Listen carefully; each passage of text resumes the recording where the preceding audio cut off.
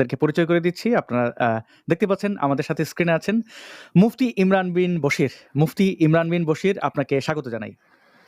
ধন্যবাদ আসাদ ভাই, আপনাকে আমাদেরকে লাইভে যুক্ত করবার জন্য, কিছু কথা বলবার সুযোগ প্রদানের জন্য। আমাদের সাথে আছেন হাফেজ এনামুল হক। হাফেজ এনামুল হক, আপনাকেও স্বাগত জানাই। জি ভাই, আপনাকে অসংখ্য ধন্যবাদ আসাদ ভাই, আমাদেরকে লাইভের মাধ্যমে কথা বলার সুযোগ করে দেওয়ার জন্য আপনাকে অসংখ্য ধন্যবাদ। এবং আমাদের সাথে আছেন হাফেজ মাওলানা মুফতি আব্দুল্লাহ মাসুদ ভাই। আব্দুল্লাহ মাসুদ ভাই, আপনাকে স্বাগত জানাই। ধন্যবাদ আপনাকে, এবং আজকের এই চমকের লাইভটি দেখার জন্য আমি যারা দেখছেন তাদেরকে বলবো লাইভটা শেয়ার করে দেবেন এবং অন্য সবাইকে তাড়াতাড়ি চলে আসতে বলুন। যার জিলাপি হালুয়া রুটি প্রয়োজনে চা টা নিয়ে বসুন। আজকে আপনারা এমন কিছু শুনবেন যা অনেক কিছু নতুন মনে হবে। ধন্যবাদ। অনেক ধন্যবাদ মুফতি আব্দুল্লাহ মাসুদ ভাই। আমরা আসলে দর্শক বন্ধুদের কাছ থেকে জানতে চাই যে আপনারা কি আমাদেরকে দেখতে পাচ্ছেন ঠিকঠাক? যদি দেখে থাকেন তাহলে নিশ্চয়ই কমেন্ট করে জানাবেন। এবং অনেক সময় লাইভ আটকে যায়, তো সব কথা এবং ছবি দুটো ঠিক আছে কিনা, এবং যদি ঠিক থাকে তাহলে অবশ্যই আমরা আমাদের আজকের প্রিয় অতিথিদের কাছে যাব। এবং আজকের টাইটেল এবং ডেসক্রিপশন দেখতে পাচ্ছেন যে মুফতি মাওলানা হাফেজ যারা আছেন আজকে, বিশেষ করে আমাদের দুজন নতুন মুখ দেখতে পাচ্ছেন, যে মুফতি ইমরান বিন বশির এবং দেখতে পাচ্ছেন হাফেজ এনামুল হক। তারা কি ইসলাম ত্যাগ করেছেন কিনা, মানে এবং যা আপনারা জানেন নিশ্চয়ই, বাংলাদেশে এই যে কোটি কোটি মাদ্রাসা শিক্ষার্থী, তাদের মধ্যে যে আচরণগত পার্থক্য আমরা দেখতে পাই, তাদের মধ্যে পিছিয়ে পড়ার যে আমরা যে চিত্রটি দেখতে পাই, সেই কোটি মানুষের ভিড়ে, লাখো মানুষের ভিড়ে এই মানুষগুলো, এই যে দুজন মানুষকে আমরা দেখতে পাচ্ছি, মুফতি ইমরান বিন বশির এবং মুফতি এনামুল হক, তারা ব্যতিক্রম। তারা কি সত্যের সন্ধান পেয়েছেন? ব্যাপারটা কি রকম আমরা জানতে চাইবো। প্রথমে মুফতি ইমরান বিন বশির, আপনাকে পেয়ে আমি খুবই আনন্দিত এবং জানতে চাই যে আপনি কি ধর্মে বিশ্বাসী? ভাইয়া, যদি এভাবে বলেন যে আমি ধর্মে বিশ্বাসী কিনা, বলবো যে মুসলিম পরিবারে জন্মগ্রহণ করেছি। বাবা মা অনেক শখ করে, অনেক ভালোবেসে মাদ্রাসায় পড়িয়েছেন, হাফেজ বানিয়েছেন, মাওলানা বানিয়েছেন, মুফতি বানিয়েছেন।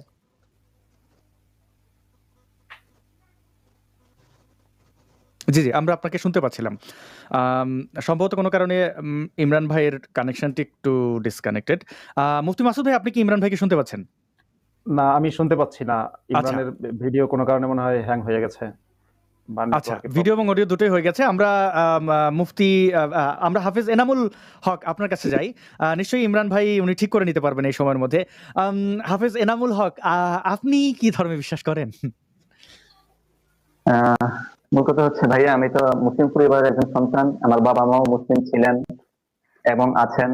আর ধর্মের কিছু কিছু কথা এবং যে নবীজির সম্পর্কে আমরা যেগুলো জানি, ওইসব ক্ষেত্রে আমাদের কাছে কিছু সন্দেহজনক মনে হচ্ছে। এবং আমি যতটুকু পড়াশোনা করেছি, যতটুকু জেনেছি ইসলাম সম্পর্কে, কিছু কিছু হাদিস এবং কোরআন আমার কাছে অযৌক্তিক মনে হচ্ছে। ঠিক আছে, কিন্তু আমি বলবেন না যে আমি সত্যের সন্ধান খুঁজছি এবং আমি সত্যের সন্ধান আমি যেতে চাচ্ছি। অনেক ধন্যবাদ। আমরা পেয়েছি মুফতি ইমরান বিন বশির। মুফতি ইমরান বিন বশির, আপনাকে আমরা হারিয়ে ফেলেছিলাম। আপনি যদি আমাদেরকে বলতেন যে এখন কি ঠিক আছে? আমার কথা কি শোনা যাচ্ছে? জি, শুনতে পাচ্ছি, একদম স্পষ্ট। আচ্ছা, বলছিলাম ভাইয়া, এই প্রশ্নটা আসলে খুবই কষ্টকর আমার জন্য।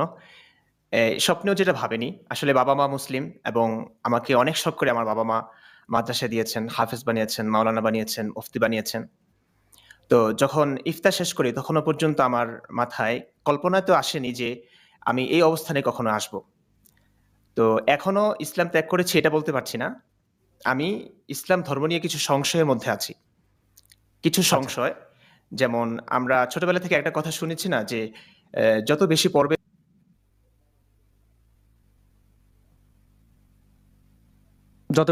তত বেশি জানবে, যত বেশি জানবে তত বেশি আমরা ইমরান বিন বশির ভাইকে আবার হারিয়ে ফেলেছি। ওনার ওয়াইফাইতে বোধহয় একটু ত্রুটি চলছে। নিশ্চয়ই ইমরান বিন বশির ভাই তিনি আবার আমাদের মধ্যে যুক্ত হবেন। আমরা তার জন্য অপেক্ষা করছি। মুফতি আব্দুল্লাহ মাসুদ ভাই, আপনি দেখছেন দুজনকে, মুফতি ইমরান বিন বশির এবং হাফেজ এনামুল হক, তাদের যে এই যে তাদের বিভিন্ন বিষয়ে প্রশ্ন জানতে চাওয়া এবং আমাদের সাথে যুক্ত হয়ে তারা তাদের বক্তব্য জানাবেন। আরো বিস্তারিত তাদের কাছ থেকে শুনবো। আপনি বিষয়টি কিভাবে দেখছেন? ধন্যবাদ। আমি মুফতি ইমরান বিন বশিরকে বলবো যেন নেটওয়ার্কটা একটু চেক করে নেয়, এবং এনামের নেটওয়ার্ক ঠিকই আছে। আচ্ছা, এবার এরা দুজন তারা মুসলিম কি অমুসলিম সেটা বা বিশ্বাস আছে কিনা সেটা তারা নিশ্চয়ই লাইভে আমাদেরকে বলবে। আহ, কিন্তু দেখুন, আমি যেটা বলছি যে মানুষের ন্যূনতম বিবেক আছে হুম। এবং কিছুটা জ্ঞান আছে, দুটো জিনিস থাকতে হবে। একটু হচ্ছে কিছুটা জ্ঞান থাকতে হবে, কম হোক বেশি হোক জ্ঞান থাকতে হবে, জানার আগ্রহ থাকতে হবে, আর একটা হচ্ছে বিবেক বোধ থাকতে হবে। এটা যদি থাকে তাহলে সেই মানুষকে যতই মাদ্রাসায় পড়ানো হোক, যত জোর করে তার উপর ইসলাম চাপিয়ে দেওয়া হোক, সে হয়তো প্রাণের ভয়ে কিছুদিন ইমামতি করতেও পারে, কিছুদিন আপনার মাদ্রাসা শিক্ষকতা করতেও পারে, কিন্তু আলটিমেটলি সে ইসলাম ত্যাগ করবে, সে ঘোষণা দিক কিংবা ঘোষণা না দিক। তা যাই হোক, মুফতি ইমরান বিন বশির চলে আসছে, আজকে তারা অতিথি। আমার কথা তো লোকজন অনেক শুনেছে, আমি ওদের কথা শুনতে চাই। জি, আসলে দুঃখিত, আমার লাইনটা মানে খুব ডিস্টার্ব করছে। আমি বুঝতে পারছি না কেন এমন হচ্ছে। বারবার এমনই হচ্ছে। যদি আবার এরকম হয় তাহলে আপনি আপনার কম্পিউটারটাকে রিস্টার্ট বা ফোন যেটাই হোক, এটা পরবর্তীতে আমরা দেখি, এটা হতেই পারে। লাইভ স্ট্রিমে আমরা সবাই সব জায়গায় এরকম হতে দেখি, এবং আপনাকে দেখে যেটা মনে হচ্ছে যে আবার ফ্রিজ হয়ে গেছে, আপনি আপনার ডিভাইসটিকে কম্পিউটারটাকে রিস্টার্ট করতে পারেন, অথবা না, এখন আবার ঠিক হয়েছে, এখন ঠিক হয়ে গেছে। হ্যাঁ, ঠিক হয়েছে। এটা হইতেই পারে। আসতে এটা যাচ্ছে জি, এটা অনেকের ক্ষেত্রেই হয়। আমরা লাইভ স্ট্রিমে এরকম দেখি যে আচ্ছা, মুফতি ইমরান বিন বশির ভাই, আপনার পরিচয়টা জানতে চাই। আপনি কোথায় পড়াশোনা করেছেন? আপনার শিক্ষাগত কি ডিগ্রি আছে? ভাই আমি ঢাকার ঐতিহ্যবাহী মাদ্রাসা ফরিদাবাদ মাদ্রাসা, ওখান থেকে হেফজ থেকে দাওরা পর্যন্ত ওখানে শেষ করেছি। হুম। তারপর মুফতি হয়েছি আরেকটা মাদ্রাসা থেকে। তো আমার জি। পুরো শিক্ষা জীবনটাই কেটেছে ফরিদাবাদ মাদ্রাসায়। হেফজ শুনানি থেকে নিয়ে দাওরা পর্যন্ত ওখানে। আমাদের দাওরা হাদিসের খুব ৩-৪ জন ছাত্র বোধহয় এমন ছিলাম যারা শুরু থেকে শেষ পর্যন্ত ফরিদাবাদেই ছিলাম। তার মধ্যে আমি একজন। আচ্ছা। তো এবং আপনার পেশা কি ছিল সর্বশেষ? মানে আপনারা আমি যতদূর জানি আমি জি। ইফতার পর থেকে ৩ টা মসজিদে ইমামতি করেছি। একটা ছিল কুমিল্লাতে, আরেকটা হচ্ছে মুন্সিগঞ্জে। সর্বশেষ যেখান থেকে আমি মনে করুন কিছুদিন আগেই এই পরিস্থিতির কারণে যে ঘটনাটা ঘটলো, আমাকে বহিষ্কার করা হলো। কিছু মানুষ গিয়ে আমাকে মারবে, কাটবে এই অবস্থা। তো এটা হচ্ছে চাঁদপুর সদর এবং মহিষাদীতে। এখানে ১.৫ বছর ইমামতি করেছি। তারপরে এখান থেকেই কিছুদিন আগেই অব্যাহতি নিয়েছি। অনেক ধন্যবাদ। আমি যতদূর জানি যে আমাদের মুফতি ইমরান বিন বশির এবং হাফেজ এনামুল হক, আপনারা যেখানেই থাকুন নিরাপদে আছেন, এবং কিছুদিন আগেও আপনাদের হত্যার উদ্দেশ্যে নানাবিধ চেষ্টা আমরা করতে দেখেছি। কতিপয় মোল্লা মুন্সিরা আপনাদের বাড়িতে গিয়ে ঘেরাও দিয়েছে, আপনাদের পরিবারের সদস্যদেরকে হুমকি ধমকি দিচ্ছে, এবং সেখানে দেখলাম আপনার পিতা জানালেন, মুফতি ইমরান বিন বশির, আপনার পিতা জানিয়েছেন যে আপনি ইসলামের বিভিন্ন বিষয়ে বহু আগে থেকেই প্রশ্ন করেন। আপনি জানতে চান এবং জানাতে চান। এই প্রশ্ন করার কারণে আপনার বাবা একবার ক্ষিপ্ত হয়ে আপনাকে কোপ দিয়েছিলেন মাথায়, এবং অনেকগুলো সেলাই লেগেছিল। সেই ঘটনাটা যদি একটু আমাদেরকে বলতেন সংক্ষেপে। ভাই এটা খুবই দুঃখজনক ঘটনা আমার সঙ্গে যেটা ঘটেছে। এটা প্রায় ২ বছর আগে হবে। আমার মাথায় এখনো দাগ আছে। এটা আসলে আব্বু যেমনটা বলেছেন তেমনটা না। আমি কিছু প্রশ্ন হয়তো বাড়িতে করতাম মাঝে, মাঝে। এই আমি আসলে যদি একদম শুরু থেকে বলি, সংক্ষেপে তো জি। বলা যায় না। ঘটনা প্লিজ অনেক বলেন, লম্বা। প্লিজ বলেন, আচ্ছা, প্লিজ আচ্ছা। বলেন। আমি ইফতার পর থেকে এই আমি একটা গবেষণায় যুক্ত হয়েছি। আমি ভেবেছিলাম যে একটা বই লিখব। আমি ৩ টা বই লিখেছি ১ম এ। প্রেম, ভালোবাসা, উপন্যাস। তো আমার আম্মু দেখলাম যে সন্তুষ্ট না। তোকে মাদ্রাসায় পড়িয়েছি, হাফেজ মাওলানা মুফতি বানিয়েছি। তুই ইসলাম সম্পর্কিত বই লিখবি। তুই কিসের প্রেম-ট্রেম এসব। তো যা হোক পরে আমিও ভাবলাম যে না আমার ইসলাম নিয়ে কাজ করা দরকার। তো কোন বিষয়ে কাজ করব? সব বিষয়ে কাজ অলরেডি অনেক বড় ওলামায়ে কেরাম করেছেন, করছেন। তো আমি ভাবলাম যে বর্তমানে নাস্তিকতা দিন, দিন বৃদ্ধি পাচ্ছে। কিছু মানুষ আমার হাতে তখনও দাওরা পর্যন্ত আমার হাতে কোনো মোবাইল ছিল না।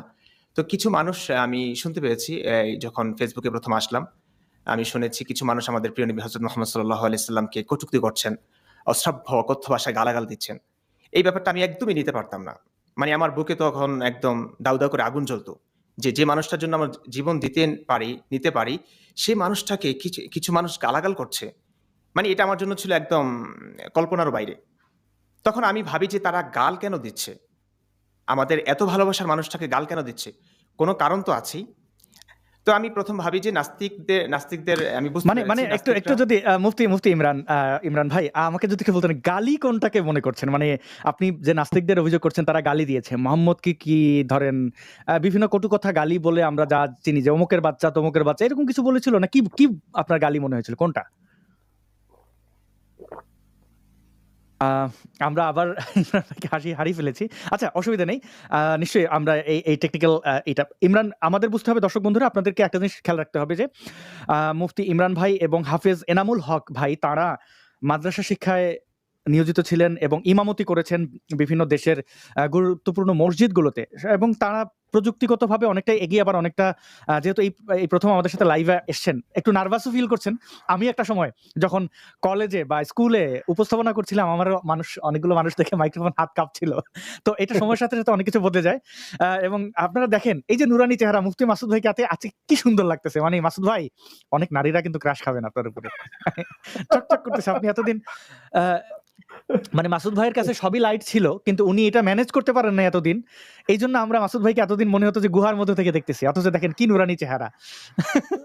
মাসুদ ভাই আমরা আবার মুফতি ইমরান ভাইয়ের দিকে ফিরতে চাই এবং বলে রাখি দর্শক বন্ধুরা এই মুহূর্তে আমাদেরকে Facebook, YouTube মিলিয়ে প্রায় ৭-৮ হাজার মানুষ আমাদের দেখছেন। আরো মানুষ যুক্ত হবেন। যদি শেয়ার করেন তাহলে তো যুক্ত হবেন। কারণ ঐতিহাসিক এই দিনটি আমি মনে করি আমি একটু বলে রাখি মুফতি ইমরান ভাই এবং মুফতি হাফেজ এনামুল ভাইরা হাজারেরও বেশি ভিডিও ধারণ করেছেন। কি সেই ভিডিও? কোনো গোপন ভিডিও নয়। বিভিন্ন ইসলামপন্থী ব্যক্তিদেরকে তাদের যে বিষয়গুলো প্রশ্ন সেগুলো করেছেন। কেউ তাদের মধ্যে ইমাম, কেউ নারী, কেউ পুরুষ, কেউ মানে বিভিন্ন মানে সমাজের সকল শ্রেণীর সকল পেশার মানুষদেরকে তারা প্রশ্ন করেছেন অন ক্যামেরা এবং সেই প্রশ্নগুলো কি সেই ভিডিওগুলো আমরা একে একে দেখব। থাউজেন্ডস অফ ভিডিওস ভাবতে পারেন আমরা আসলে ইতিহাসের একটা অধ্যায় এই লাইভটি হতে পারে এবং পরবর্তী ভিডিওগুলো হতে পারে। তো মুফতি ইমরান ভাই আমি আবার আপনার কাছে জি। যেতে চাই একটা জায়গায় আমি দুঃখিত ইন্টারাপ্ট করার জন্য যে আপনি বলছিলেন আপনার পরিবারের কথা এবং আপনার আমি শুধু জানতে চাই যে কি ধরনের গালি আপনার মনে হয়েছিল? আপনার নবীকে গালাগালি করছিল নাস্তিকরা কি গালি? সেগুলো কি ছিল শব্দ? ভাই এটা তখন যখন আমি শুরু করেছিলাম তখন তো আসলে বুঝিনি তারা কি ধরনের গালি দিচ্ছে। আমার আচ্ছা। কৌতূহল জেগেছে তখন যে আসলে গালিটা কি দিচ্ছে তারা। আমি হুম। কিন্তু এগুলো আমাদের লোকদের মুখ থেকে শুনতাম। মাদ্রাসায় শুনতাম, আচ্ছা। হুজুরদের মুখ থেকে শুনতাম এবং ইসলামিস্ট যারা লেখক আছেন তাদের মুখ থেকে শুনতাম গালাগাল করছে এবং হুম। কটূক্তি করছে। কটূক্তিগুলো কি এটা তো আর জানি না। কারণ যেই নাস্তিক কিংবা ব্লগাররা গালাগাল দিচ্ছেন কিংবা সমালোচনা করছেন তাদের লেখাগুলো আসলে আমার পড়া হয়নি। তো আমি হুম। ভাবলাম যে না তাহলে এরপরে আরো কিছু দিন যাবার পর আমি বুঝলাম যে তাদের মনে কিছু প্রশ্ন আছে। তারা ইসলাম নিয়ে কিছু প্রশ্ন করছে। এবং সেই প্রশ্নগুলো আমি যখন বুঝলাম, জানলাম, তখন আমার কাছে অনেক যৌক্তিক বলে মনে হয়েছে। এবং আমি তখনই ভাবি যে না, সকল নাস্তিকদেরকে তো এখন মারামারি কাটাকাটি আসলে এই দিনটা নাই। সম্ভাবনা জিহাদ যেটাকে বলে, আমিও একটা সময় খুব জিহাদে উদ্বুদ্ধ ছিলাম। কারণ স্বাভাবিক মাদ্রাসায় আমাদেরকে সবচেয়ে বেশি জিহাদে উদ্বুদ্ধ করতে শেখায়। এবং তাফসিরের ঘন্টাগুলোতে আমাদেরকে কোরআন স্বাভাবিকভাবে কোরআনের জিহাদের আয়াতে ভরপুর। আমরা এমন ছিলাম যে রাসূল করিম সাল্লাল্লাহু আলাইহি সাল্লামকে যে কটূক্তি করবে, গালাগাল দিবে, তাকে এক কথায় মান সাব্বা নাবিয়ান ফাকতুলু। আব্দুল্লাহ আল মাসউদ ভাই অবশ্যই জানবেন, কতল করো। তো আমি হুম। এমনই ছিলাম। মানে যে কিছু বলবে আল্লাহ রাসূলের নামে তাকে কতল করতে হবে। তো সেই মানুষটা তখন আমি ভাবলাম যে এখন কতল-টতল করা তো যায় না, কঠিন ব্যাপার। এই ইসলামের জিহাদটা এখন খুব কঠিন। তা আমি ভাবলাম যে যৌক্তিকভাবে তাদের সমস্ত প্রশ্নের উত্তর দেওয়া যায় কিনা। তখনই আমি ভাবলাম যে না আমাকে আরো কিছু পড়তে হবে এবং নাস্তিকরা কি ভাবছে, কিভাবে তারা রাসূলকে গালাগাল দিচ্ছে, কি বলছে তারা, তাদের কিছু বই তো আমাদের পড়া উচিত। তো আমি পুরা কোরআন হাদিস আবার নতুন করে যেন পড়ছিলাম। মানে একটু একটা সময় ছোটবেলায় পড়েছি, মাদ্রাসায় দিয়েছেন হুজুররা, যা বলতেন তাই বিশ্বাস করতাম, তাই মানে পরীক্ষার জন্য পড়তাম। তো আবার নতুন করে শুরু করলাম এই নাস্তিকরা যে কথাগুলো বলে, তাদের যে প্রশ্নগুলো, সেই প্রশ্নগুলো আমি শুনলাম, বুঝলাম। তখন আমার কাছে মনে হয়েছে আসলে তাদেরকে হত্যা করা তো কখনোই ঠিক না। এটা তো অমানবিক একটা কাজ। কারণ তাদের প্রত্যেকটা প্রশ্নের পিছনে যুক্তি আছে, রেফারেন্স আছে। যেমন নবীকে তারা গালি দিচ্ছে না। নবীকে তারা মনে করুন নারী লিপসু বলছে। ৫৩ বছর বয়সী একটা মানুষ যখন ৬ বছরের আয়েশাকে বিয়ে করবে, স্বাভাবিকভাবে এটা আমাদের এই সমাজে যদি কেউ করে, তাকে আমরা শিশুকামী বলব। এটা আমি আমার বোনকে যদি আমার ৬ বছরের একটা বোনকে যদি ৫৩ বছরের বৃদ্ধ একটা মানুষ যদি বিয়ে করতে চায়, আমি তাকে অবশ্যই খারাপভাবে দেখব যে না এটা কিভাবে সম্ভব? তো আমরা স্বাভাবিকভাবে এই ব্যাপারে এভাবে ভাবিনি যে আচ্ছা এটা তো আল্লাহর আদেশ ছিল। নবীজি স্বপ্ন দেখেছেন, আল্লাহ স্বপ্ন দেখিয়েছেন, আয়েশাকে বিয়ে করতে হবে। তো তো নবী তো আল্লাহর আদেশ পালন করেছেন। কিন্তু এইভাবে ভাবিনি যে আল্লাহ কেন ৫৩ বছর বয়সে ৬ বছরের আয়েশাকে বিয়ে করতে বলবে? আল্লাহ কেন বলবে এটা? তো এখানে যে যুক্তিগুলো দেখানো হয় আমরা আলেমদের পক্ষ থেকে যেই যুক্তিগুলো শুনি, যে উত্তরগুলো হুম, আমরা দেখেছি, আমার কাছে সেই ব্যাপারগুলো মানে যৌক্তিক বলে মনে হয়নি এবং সদুত্তর বলে মনে হয়নি। আমার কাছে অনেক ক্ষেত্রেই গোঁজামিল মনে হয়েছে। যেমন এই ক্ষেত্রে যদি আমি একটু কথা বলি, তারা অনেক ক্ষেত্রে বলেন আয়েশা জ্ঞানী ছিলেন, কম বয়সী ছিলেন, তার মাধ্যমে ইসলাম প্রচারিত হবে সেইজন্য। অথচ আমরা ১৪৫০ বছর পর এসে দেখলাম এই যে কথা বলছি আমরা ৪ জন, আমার মনে হয় আই থিংক আমরা ৪ জন ৪ টা দেশে আছি। কিন্তু আমরা একটা হুম। ফ্রেমে কথা বলতে পারছি। হাজার মানুষ আমাদেরকে শুনতে পাচ্ছে। এই যে প্রযুক্তির এত উন্নয়ন, যেখানে আমরা মুহূর্তেই একটা কথা পৃথিবীর শেষ প্রান্ত পর্যন্ত মুহূর্তে ছড়িয়ে দিতে পারছি। যেখানে ইহুদি খ্রিস্টান, আল্লাহর রাসূল ইহুদি খ্রিস্টানদেরকে মেরেছে। এটা কিন্তু ইসলামের বিধান ছিল। তাদের সঙ্গে হুম, যুদ্ধ হুম। হয়েছে, তাদের সাবালক পুরুষদেরকে হত্যা করা।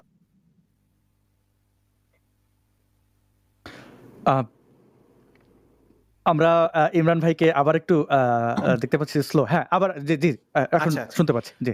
তো ইহুদি খ্রিস্টানদের নারীদেরকে বন্দী করে আনা হয়েছে, নারীদেরকে ভোগ করা হয়েছে, নাবালক নিষ্পাপ শিশুদেরকে বন্দী করা হয়েছে।